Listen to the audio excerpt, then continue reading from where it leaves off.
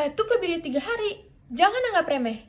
Batuk biasanya disebabkan oleh debu, asap rokok, flu, alergi, dan infeksi saluran pernapasan. Bedakan ya antara batuk kering dan batuk berdahak. Biasanya batuk kering dipicu oleh iritasi atau alergi. Sedangkan batuk berdahak biasanya infeksi atau produksi lendir yang berlebih. Tips dari aku, kalian bisa coba minum air hangat, istirahat yang cukup, dan hindari asap rokok. Kalau batuk kamu mengganggu aktivitas, DS Cough hadir sebagai teman pereda batuk kamu. Yuk mulai dari sekarang, jaga tenggorokan biar tetap sehat.